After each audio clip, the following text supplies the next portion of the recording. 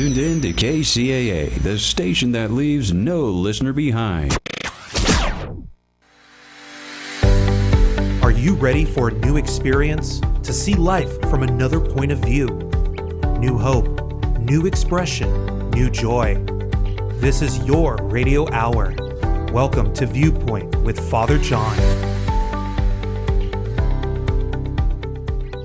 And welcome, friends. You are turned to KCAA Radio, 1050 AM, 102.3 FM, 106.5 FM, or on the World Wide Web at kcaaradio.com. This is Viewpoint with Father John, and I am your host, Father John Reed.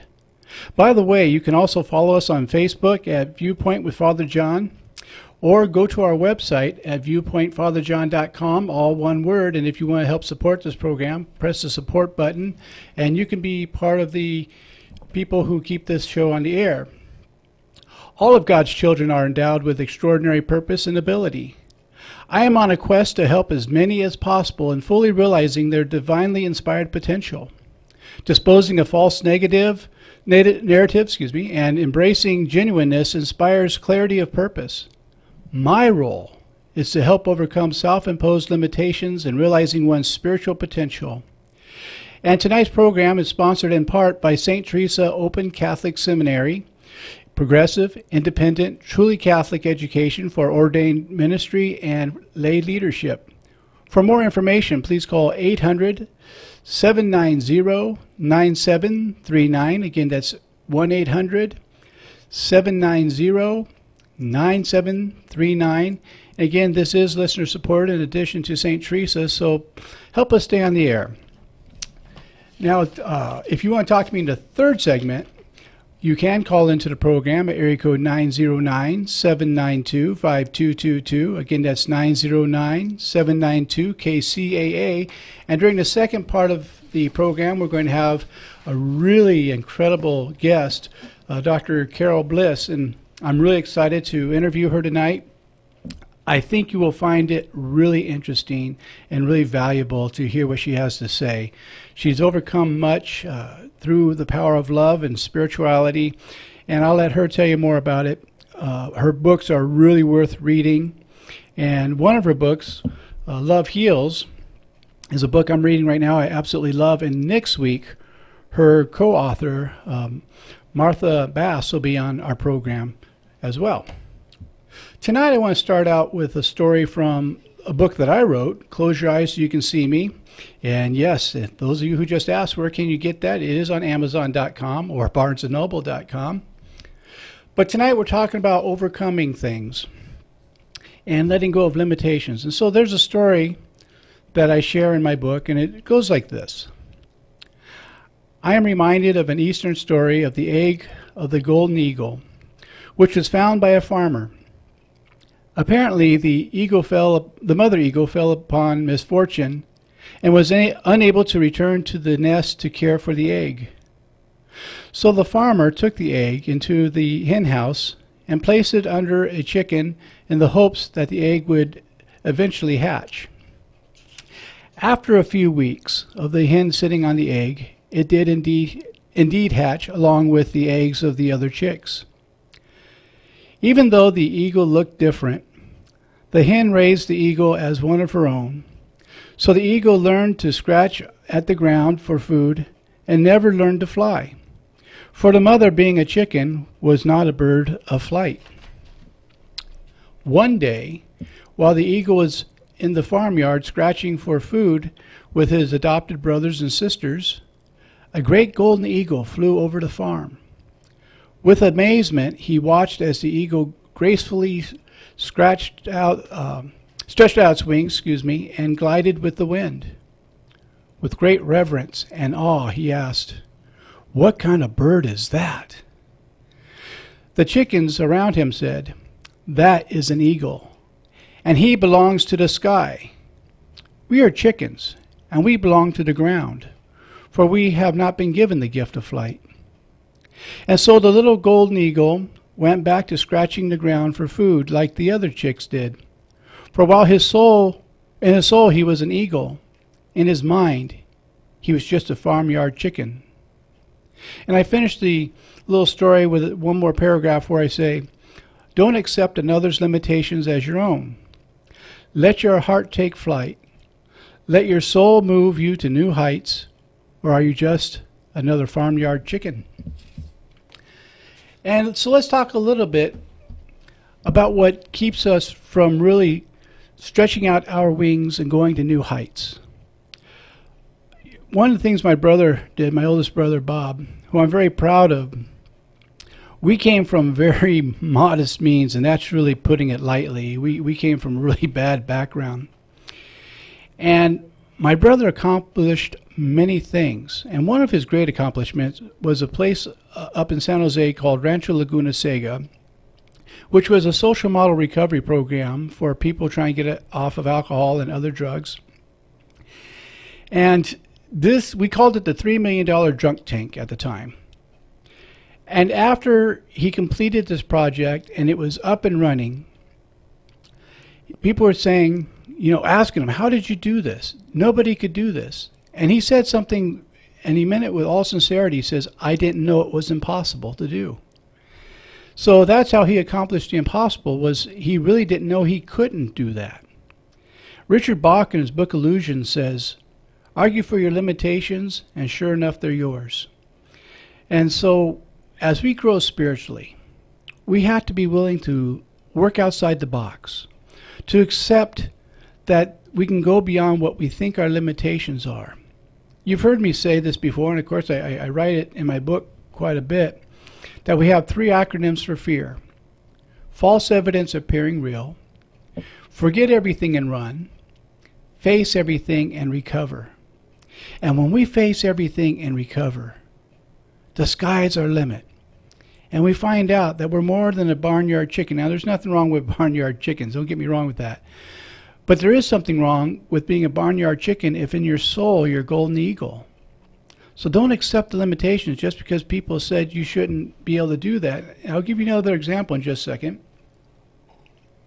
By the way, I am sipping water tonight from the show's new mug. My mug is on a mug now. I guess that's almost a double negative. So be sure that you write in and get your Viewpoint with Father John coffee mug. It's worth sipping coffee. And I won't even get mad if you use it to sip tea. But anyhow, talking about giving up limitations. All my life, I have been diagnosed mentally retarded. I'm not joking, I really was. I had a lot of trouble reading. And when I was a child, they didn't know a whole lot about a thing called dyslexia. I see things backwards, and there's different forms of dyslexia, and I have a rather severe form of it. And I was told I would never go to college. My dyslexia was just too severe. Now, I also found out that I wasn't stupid at the same time, because my whole life I really was told I was mentally retarded, and I was told I was stupid and would not be able to do anything in life. I was told this regularly. It was some of the regiment my mother shared with a lot of us who were raised by her, my 2 brothers and my sister. It was just the dysfunction of the home. And when I got tested my summer between my junior and senior year of high school, and Dr. Ron Devikoski had performed all the tests, he was a clinical psychologist, and he came back, and he's the one who diagnosed me as dyslexic. He said, but you're not stupid. He said, you're not supposed to be able to take an IQ test. And I was just talking to Carlos about this before the show. And he said, you scored 145 on the IQ test, which means you have an IQ of about 170. So you're not stupid, but you'll never go to college because your dyslexia is too severe.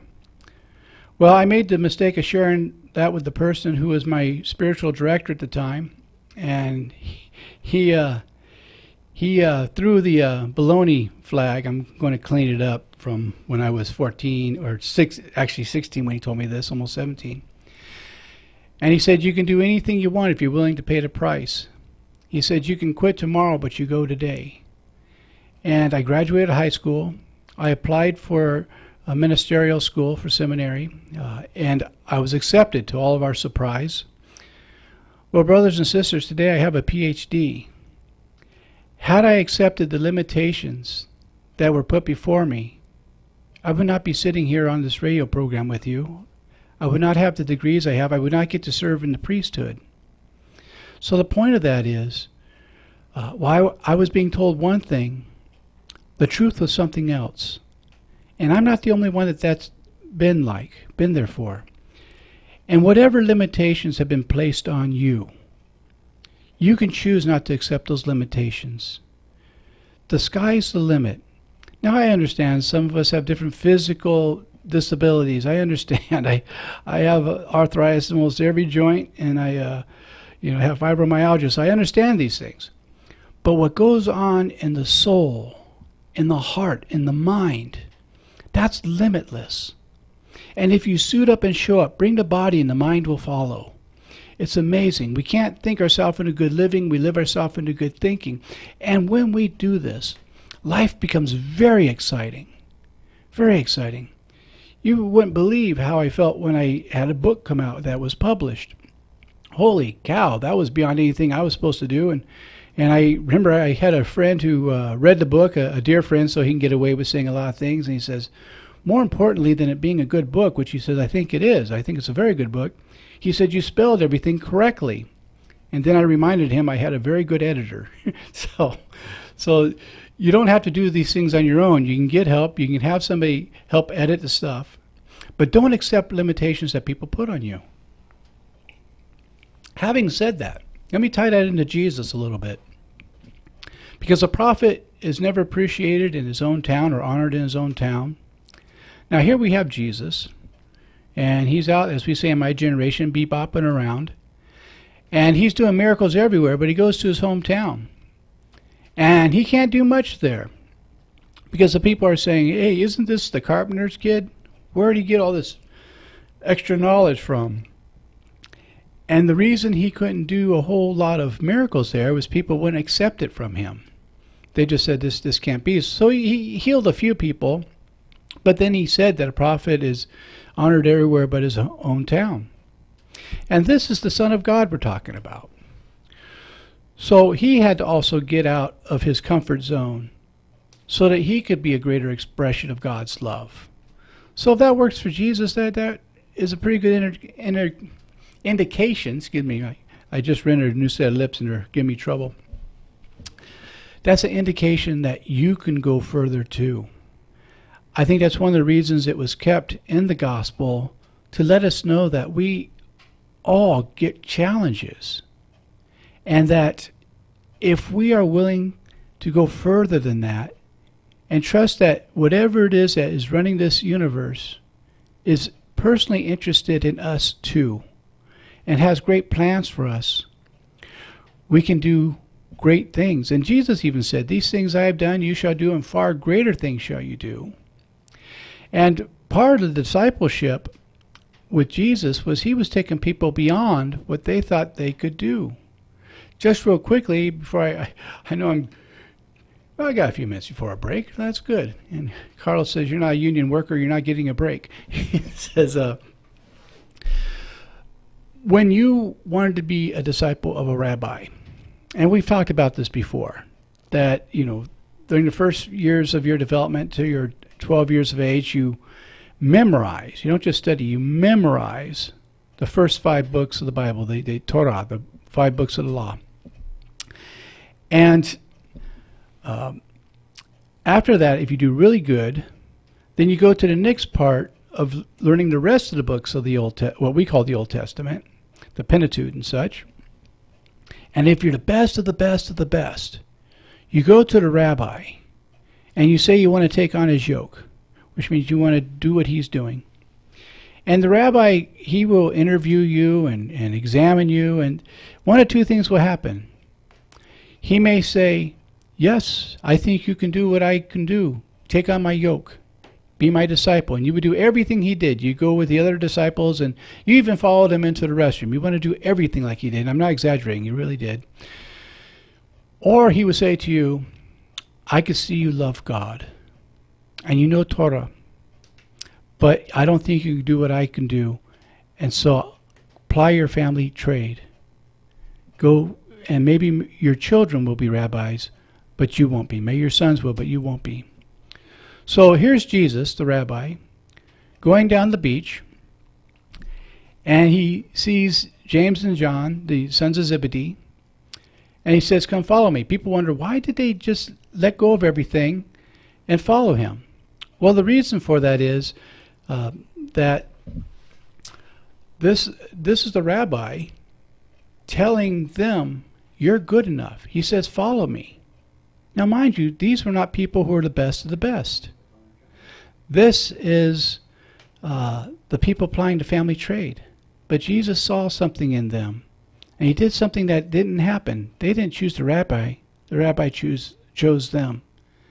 So this is a real thing for us. You don't have to be the best of the best to follow God and to go beyond your limitations. So when we come back from the break, Dr. Carol Bliss will be with us. And then we'll go more into some of this in the third stage of the show as well.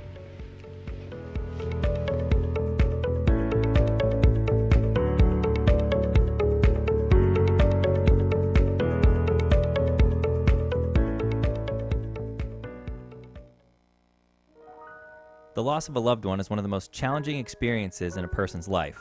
It's hard to know where to turn to make your loved one's final arrangements. Jesse Ruiz at Personal Funeral Planning in Ontario will treat you and your loved one with the respect you deserve. Jesse served in the Marine Corps in Desert Storm and understands what it takes to provide loyal, personalized, and empathetic service to those who need it most. The families of Michael Jackson, Brittany Murphy, Ed McMahon, and many others have trusted Jesse to provide them with the highest level of service and support. To work with Jesse, call 909-762-4027, 909-762-4027, or visit their website, www.4pfp.org. www.4pfp as in personalfuneralplanning.org. Jesse Ruiz and Personal Funeral Planning, veteran-owned and operated, helping you plan a personal, lasting tribute for your loved one. www.4pfp.org.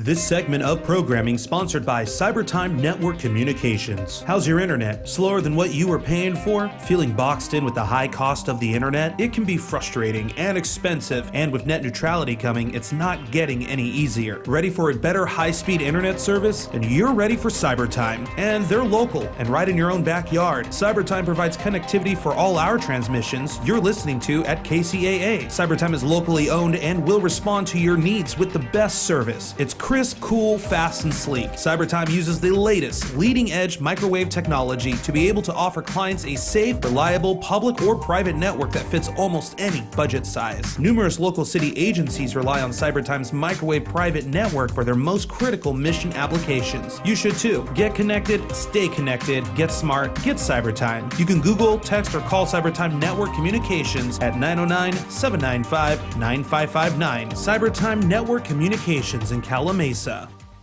Locals in Loma Linda and Redlands all know and love the Family Homestyle Cafe, the home of the world's largest pancakes and the delicious mouth-watering food cooked up daily by their well-trained chefs. Sizzling thick-cut bacon, ham, and hand-pressed sausage. They take pride in the best quality, great economical values, with better portions served up with the pride of local ownership and great service. Near the corner of Anderson and Redlands Boulevard in Loma Linda, if you haven't tried out Chef Mark's Delights, you haven't had some of the best food in the area. And now, Chef Mark is upgrading his cafe and offering space for on-site gatherings, luncheons, and parties. Add a DJ for a great holiday party or luncheon, and you've got a no-fuss event with all the bells and whistles. Call Mark today at 909-478-9996. That's 909-478-9996. Or stop by the Homestyle Cafe in Loma Linda at Anderson and Redlands Boulevard.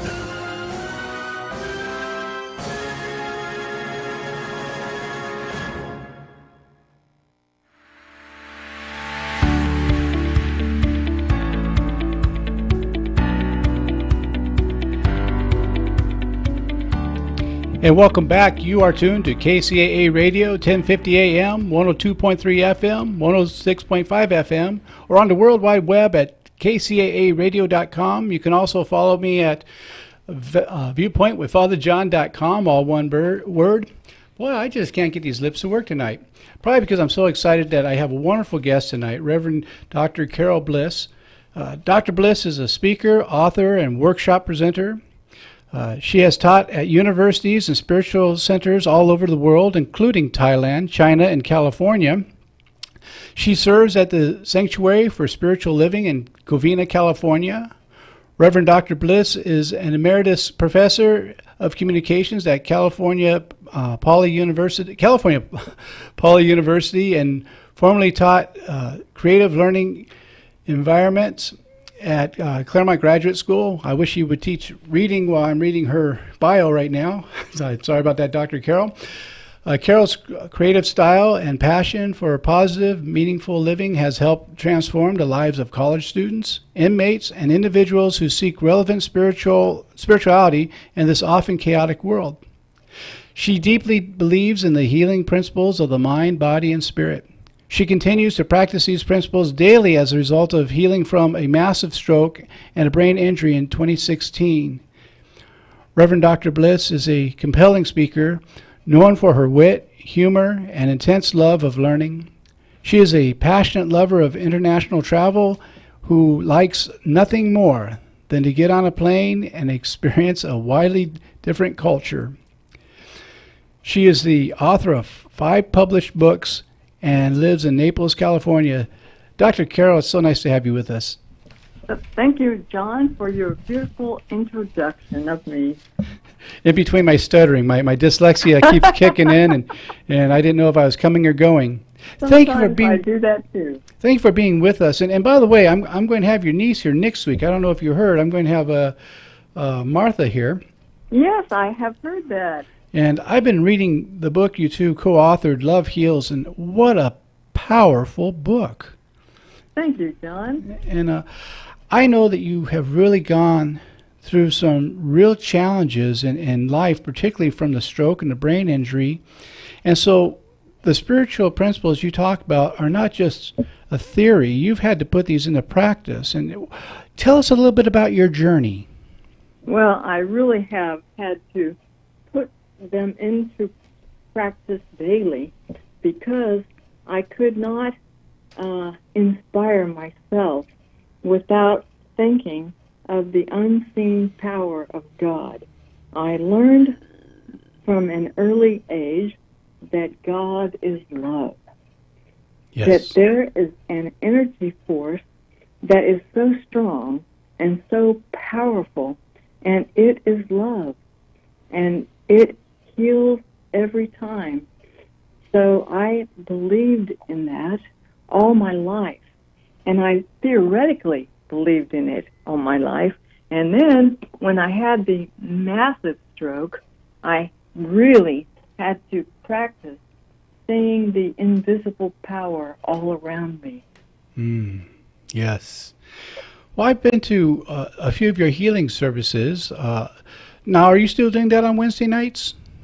I just left that sanctuary in December because I live in Long Beach now, and it was taking me too far to drive. Right. Well, I like to tell my listeners that when I would stop in from time to time, back when I was living in the Covina area. I remember you. It was really powerful stuff you had going on there, and I was very impressed because it wasn't just words. You can feel a power in that sanctuary, and I saw a lot of people's lives get healed. In fact, at that time, I was going through recovery. I had neck surgery because the chiropractor had broke my neck. You know, I've always had trouble with women. They always want to wring my neck, and this one did it. You know that this is International Women's Day, by the way. Yes, it is, and I was just going to go into that. Yes, go ahead and continue. Well, I grew up in Christian Science, a metaphysical religion founded by a woman. And that was so unusual in 1978 that women were seen as powerful. And she later founded the Christian Science Monitor that had good news to share with all the world. Yes. So at 29, I came to California, and I studied with Dina Batchelor, who had awakening. And that was really my awakening because I knew that there was so much more to life than I had ever seen.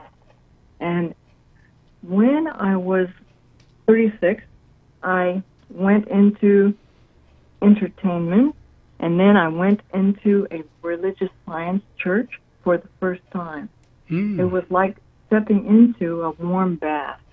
They welcomed gays. They believed in the body. They believed in fun and good energy, too. And so they had fun with religion. I could not believe that. Nice. Nice. Well, my understanding of the history of these different churches, and correct me if I'm wrong, I'm an old Orthodox boy going through this, but Mary Baker Eddy, who founded Christian Science, was also friends with Myrtle Fillmore.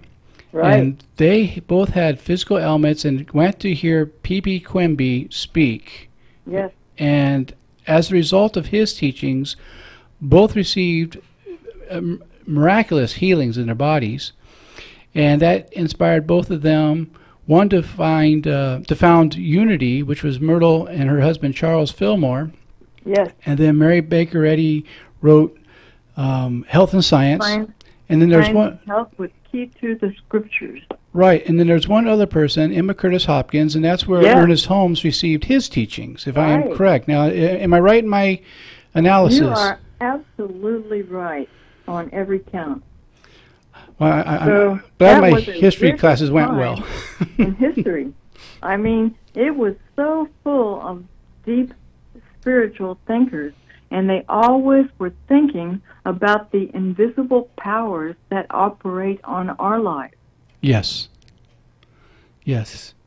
And Mary Baker Eddy said she had a revelation when she fell on the ice and she studied the Bible over and over and over again because the Bible was full of healing. Mm-hmm. And so ultimately she realized that Jesus Christ was simply a waste shore, and anybody could tap into these great spiritual principles of truth. So that is what was happening in the early 1900s, and so many people caught on to that, like Ralph Waldo Emerson, and all of these people like Christian D. Larson, and it was such a rich time spiritually. Well, Joe Goldsmith, he did some really good writings. Joe Goldsmith. And, it's funny that you're going down the road you are, because I began my first segment tonight talking about giving up our limitations. Yeah. And so this goes hand in glove with it, because I had run out of airtime before my break when I was just starting to talk about that Jesus had said, "These things I have done, you shall do, and far greater things shall you do." And the New Testament is filled with that. Unfortunately, with fundamentalism, and I'm not saying this to throw rocks at anybody, it's just a fact of a problem in the religious world, that they took a turn somewhere and left all that behind and put this great separation that was never intended to be there, when this was supposed to be a hands-on teaching, going along and showing others how to do this. Would you agree with that? Absolutely. The point that the Bible was trying to make, particularly in John, and John was the favorite gospel of so many great thinkers in the later 19th and 20th century. Right. He believed that these things that Jesus Christ did were available to everybody all the time, that we can tap into a power that is far greater than ourselves. And when we do, anything is possible to us. And so we are not limited in any way.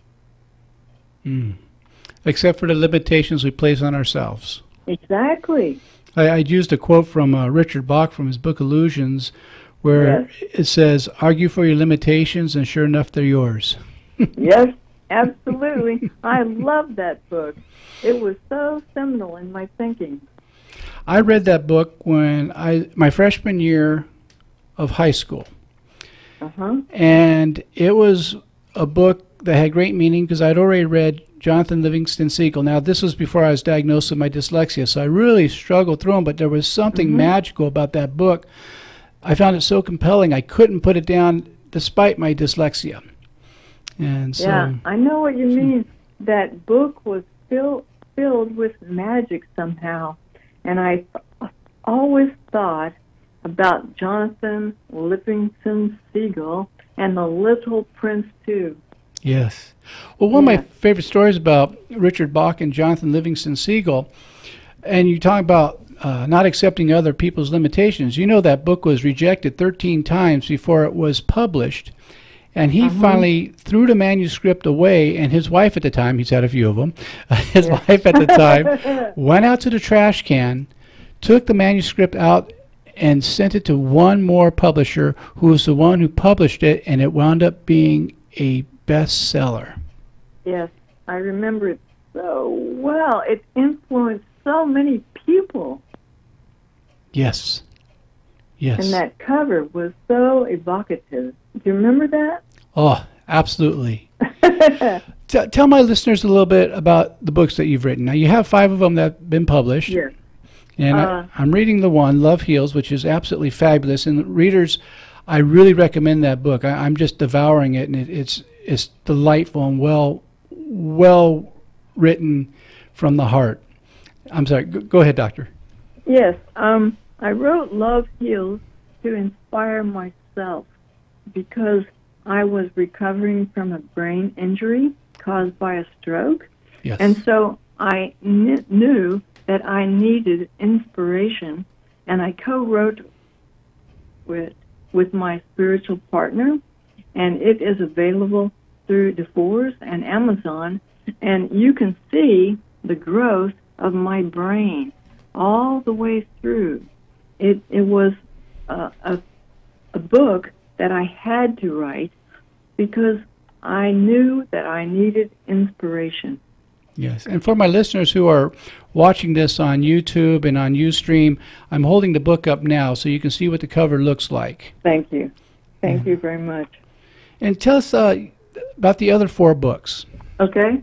I wrote Spiritual Lifelines when I was going through a hard time in academia, because sometimes academia is so narrowly focused and they Yes. only want proof, you know? Mm-hmm. And the unseen is sometimes impossible to prove, and love is impossible to prove academically.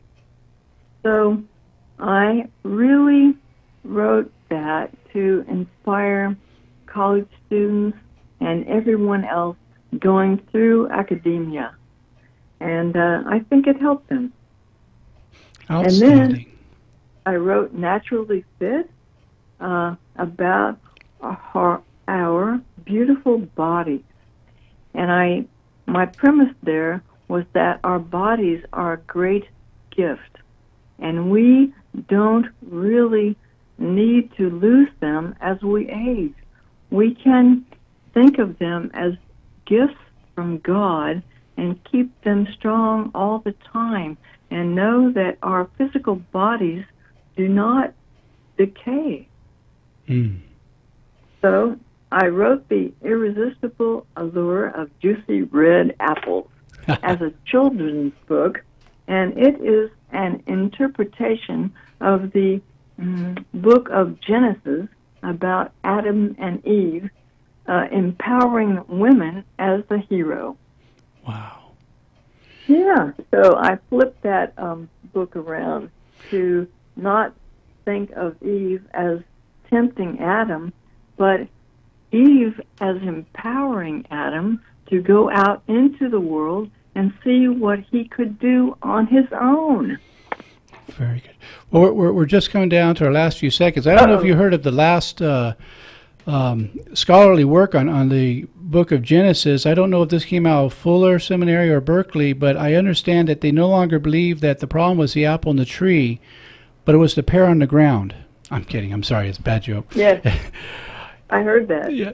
Dr. Carol, I want to thank you for being my guest tonight. And when I see Martha next week, I'm going to be giving her a mug from the show to give to you, and I'm giving her a mug. This is a brand new thing, so my other guests who've been on, yes, I'm getting mugs for everybody. Hey, thank you, John. And it's just a small show of my appreciation for you being here. You know I adore you, and I have great respect for you, and thank you for being here. For my listeners, our guest tonight has been Dr. Carol Bliss, who is really a scholar in many different ways. I hope that you will go out and find her books. On the website for the show, I will put a list of her books, and by all means, get these books. You'll be glad you did. And it has been my honor to be on your show. As we say in Aramaic, Shalom Aleich, which peace be unto you. And peace and blessings from me. And we'll hear the rest of you on the other side of the break. All right. Bye-bye. Bye-bye.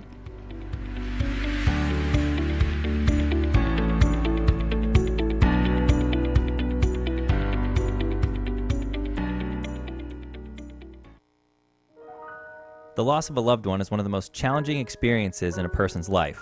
It's hard to know where to turn to make your loved one's final arrangements. Jesse Ruiz at Personal Funeral Planning in Ontario will treat you and your loved one with the respect you deserve.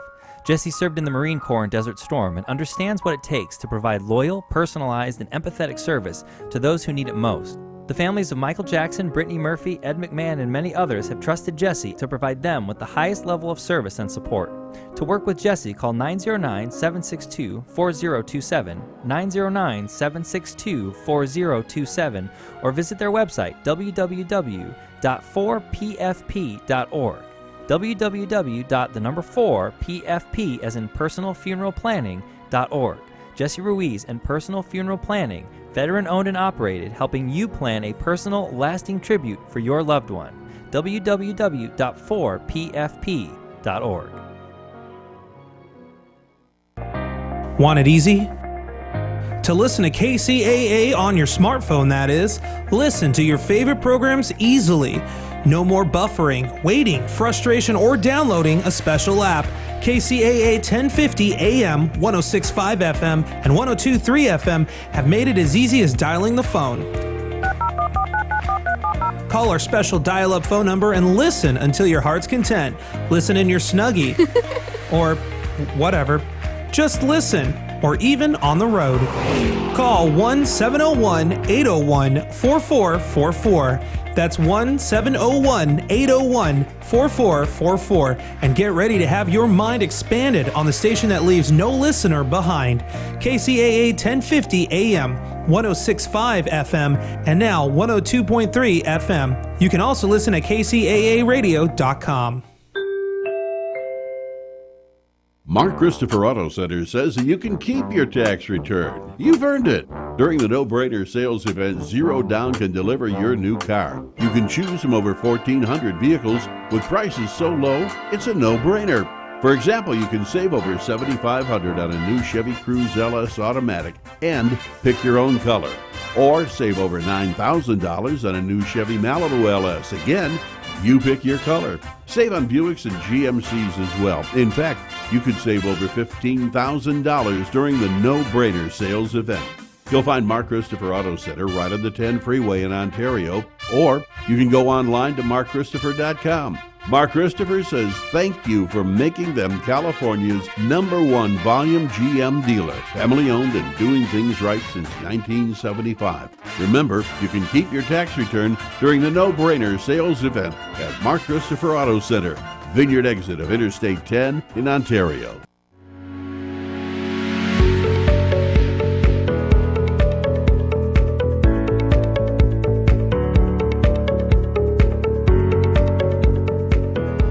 And welcome back. You are tuned to KCAA Radio, 1050 AM, 102.3 FM, 106.5 FM, or the World Wide Web at kcaaradio.com. This is Viewpoint with Father John, and I am your host, Father John Reed. And I'm just making sure I did turn my microphone on. Carlos is giving me the nod of the head saying you did good. Have no blonde hair worries. Well, I hope you really enjoyed that interview with Dr. Carol Bliss. She has come such a long way, and you know, it's one thing to have theories, to make a hypothesis, but when you've had to put these principles to test, to work them because you go through challenges, it's always easy to talk about spirituality when life is going good, when things are easy. However, when the stuff hits the fan, I have to clean it up because we are on radio, this is where the rubber meets the road, and we find out what's real and what's not real. If you ever want to know who your real friends are, walk through difficult times, you'll find out who stands beside you and who doesn't. And if you want to really find out where you are spiritually, go through a dark night of the soul, as St. John of the Cross would say. Go through a real crisis. And having deep spirituality doesn't mean that you never doubt. It means that in the middle of your doubt, you're still willing to believe that there's something out there. And unfortunately, what happens a lot of times is people go through difficult times in life, and the first thing they think is that God's doing this to them, that they've been bad. And even the story of Job in the Bible, his friends see what's happening to him, and they say, well, you must have been bad. And no. In fact, it's kind of a distressing story when you read it, because he was a good guy. He did everything right. And the point of the story is, one of the points, it has many of them, is that even when you're doing things right, that things are going to happen in life. And my spiritual director used to say, if you want fair, it's in Pomona once a year. Other than that, things happen in life. And where we really get to test our spirituality is when in the middle of it, we could say, I choose to believe that there's something greater than what I'm walking through. And I've had to do that in different times in my life. And one of our sponsors, Jesse Ruiz, who was texting with me just a few moments ago, he's gotten to see me go through difficult times and come out the other side. I've got to watch him, work his way up in life where he is. By the way, if you want somebody who's really good to take care of your loved one at the time of a funeral, this is not a paid ad. This is from the heart. Jesse Ruiz is a good guy, and I really appreciate his friendship, but more than that, I appreciate what he does when he works with families. He's one of the few people I refer to, because I know that the person will be well taken care of, and the family will walk away knowing that they weren't just served, they were loved. And that's a neat thing. So if you want to know more about how to get a hold of Jesse Ruiz and his funeral home, I'll put that on the website as well. Remember, that's viewpointwithfatherjohn.com. And while you're there, if you want to help support this program, go up to the support button and click, and we'll be glad to accept your donations. They are not tax deductible. This is not a nonprofit, but I'm not making any money on this either. So I literally do have a vow of poverty. It just didn't mean to start out that way. Earlier, we had talked a little bit about discipleship. And before the first break, we talked about why it was so important that when Jesus came down the beach, when he called the sons of Zebedee to leave their nets and to follow him, while they just left the boat, and they did, because this was a big deal. This was something that didn't happen every day. The rabbi didn't choose you. You went to the rabbi and you asked to follow them. But Jesus isn't doing that. He's saying, I choose you. And even in the scripture, he says, you didn't choose me, but I chose you. And I could just see Zebedee, their father, going home. And some of you have heard me say this on the show before, that, he'd say to his wife, you see the boys with me? They're not with me. Guess where they are? They're with the rabbi. They're with the rabbi. And he'd be excited. This was a big deal. And he would go to town the next day, and he'd say to all of his friends, do you notice who's not with me? The boys, they're not with me. You know why they're not with me? They're with the rabbi. They're going to be rabbis. This was a big deal. Well, a rabbi chose you because the rabbi believed you could do everything that the rabbi did, without question. That's what it meant to take on the rabbi's yoke. And so here he picked these people who were not the best of the best. They were plying the family trade. And that's good news for you and me. These weren't Harvard scholars. These weren't people out of Berkeley. These were people who didn't make the cut. And you take that forward. And a very famous scripture, they're all famous, but one of the ones that's quoted quite a bit is when the disciples are in the boat and there's a terrible storm going on, and they look out. Jesus has stayed behind, and they see Jesus walking on the water towards them. And they think Jesus is a ghost. They're really scared. Now, to them, water was terrifying. It was deep, it was mysterious, and they believed that under the water was Sheol, which is where the dead people went. And so being on water and having water issues is really scary for them in that culture.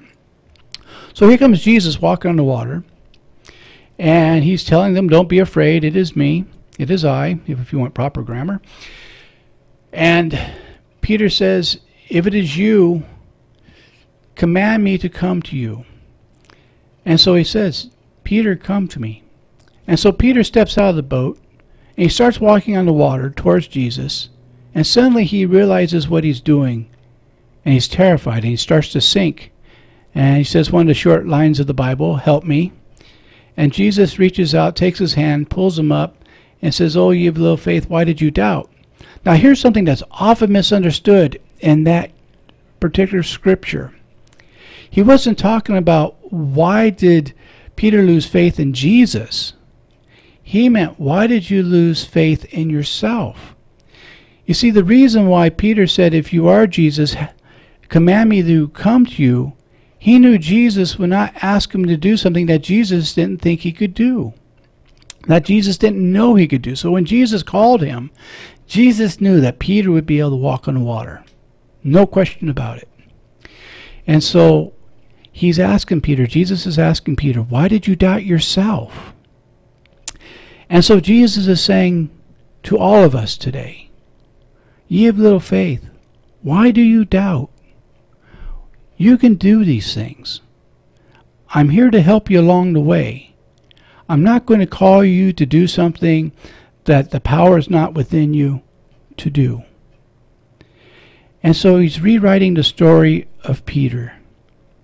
And we're having our stories rewritten every day when we find out that we can do something we didn't know that we can do with God's help.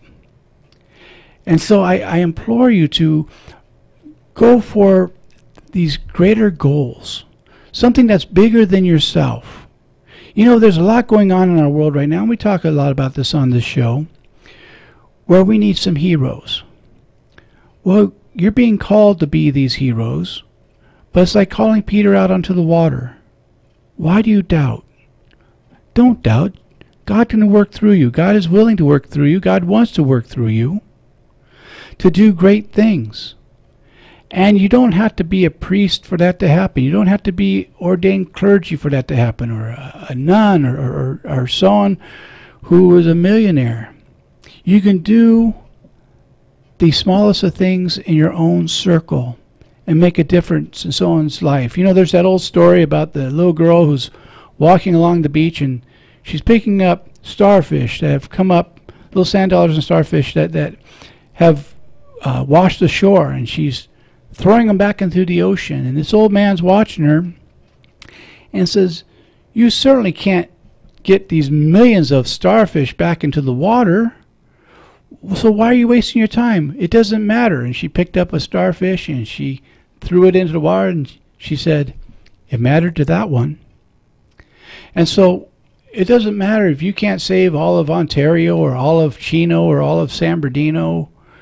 Claremont, we don't need saving. We're on our own. We're the closest thing to heaven you're going to see on earth. I'm sorry, I'm required to say that as a Claremont resident. Anyhow, but that one person that you take the time to help, it matters to them. You know, I talk a lot about Claremont, and I do love living there, and I'm going to tell you why I love living there. It's not just because it's the city of trees and PhDs. I mean, we laugh about that, and yes, it is a college town. But it's a town of great humanity. And some of the people who are there regular who are homeless, they're part of the Claremont family. What do I mean by that? I mean the other neighbors know these people by name. I can remember going to the Claremont Grill, and the Village Grill, excuse me, and one of the guys, his name's Marshall. He's one of the regular homeless there. And as he walked in, I saw different people in the restaurant greet him by name and then tell the waitress whatever he wants, give it to him, we're going to take care of it. Brothers and sisters, that's what we're called to do. It mattered to that starfish that was put back in the ocean and given life, and they didn't make a big deal out of it. And some of the people doing this, some were Christian, some were Jewish, some were Muslim, but they were all part of the same community, and they saw a brother in need, And they didn't just feed him. They gave him his dignity. They called him by name. They loved him. I was driving off the freeway off-ramp one time. I was going into Covina when I lived in West Covina. And this was on Azusa Avenue. And for a couple weeks, I'd seen this old lady, and when I say old, I mean 70s, 80s, who would stand just trying to get $1 or $2 on the freeway off-ramp. And yes, I do keep a little money. I know there's people say don't give money. I'm sorry, I disagree. It's not my business what they do with the money. My business is to be that loving hand of God and stretch it out and give the money. But more than that, to look the people in the eye and let them know that they're acknowledged, that they're real people. And so with this lady, I'm not trying to pat myself on the back. I'm trying to tell you about a very powerful experience I had. So I get to where this lady was at the end of the off-ramp on Azusa Avenue and the 10 freeway. And as I handed her the money, I looked her eye to eye, beautiful blue eyes, crystal blue eyes. And I just said hello, and I wished her well. And she had a tear come down her face, and she says, "The fact that you see me means everything. The fact that you acknowledge me as a human being means more than the money." I bawled all the way home. Am I trying to be kind to her? She restored my humanity. I wonder which one of us got the greater blessing. I really do. Because she reminded me that that was Jesus standing there. That was Jesus looking back, saying that what you do unto the least of one of these, my brethren, you do also unto me. And what you don't do for me. I don't think Jesus really cares about what I say, not so much. But he does care about what I do and why I do it. I don't do it to try to get points in heaven. There's no getting good. But because I love, because I've been loved. And I discovered that when I do that, I'm overwhelmed with the love that just goes through me and comes back.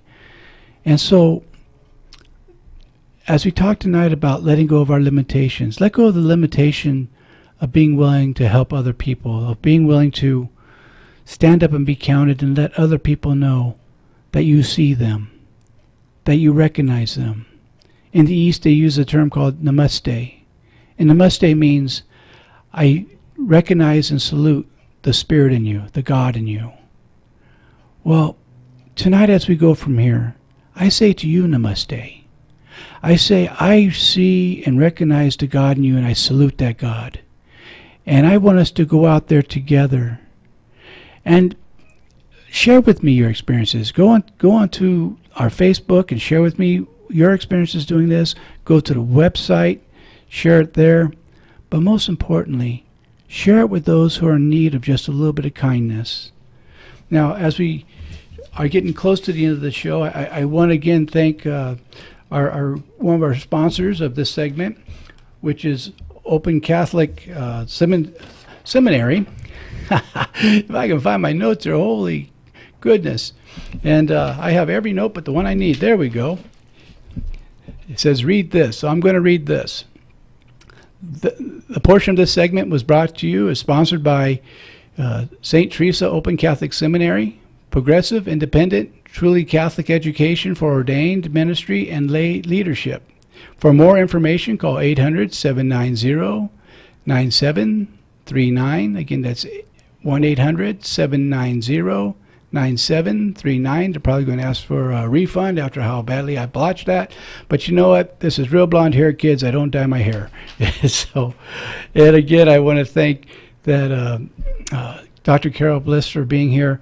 I want to thank the greatest board operator in the business, Carlos. You know what? This guy, he's the best of the best, and he always puts up with my shenanigans. And although I get a number of eye rolls from him, I'm probably going to have to give him a gift certificate for our ophthalmologist to take care of these eye rolls. But he does a great job, and he keeps my voice clear on this radio. He reminds me to turn the microphone on. I want to thank my beloved wife, Gabby, who's sitting across the studio from me and encourages me. And next week, my guest will be Martha Bass. I hope that you will tune in. And until then, if no one told you that they loved you, let me be the first. God bless.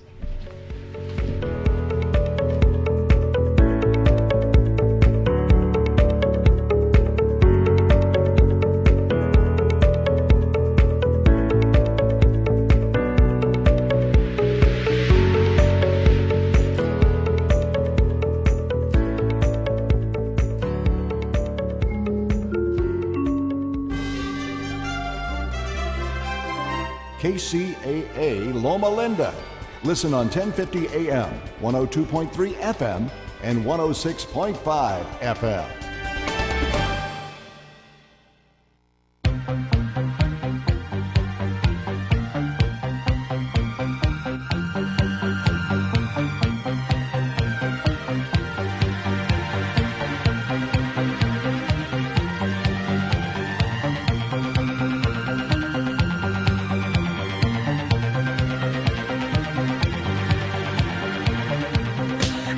Good evening to all of you out there. Thank you for tuning in tonight. Coming to you from deep in the heart of the Wild West and pumping out loud and crystal clear from sea to shining sea and all the way from pole to freezing pole and everywhere there is in between. It is always my honor and great pleasure to welcome you to Midnight in the Desert, and I am your host tonight, Heather Wade.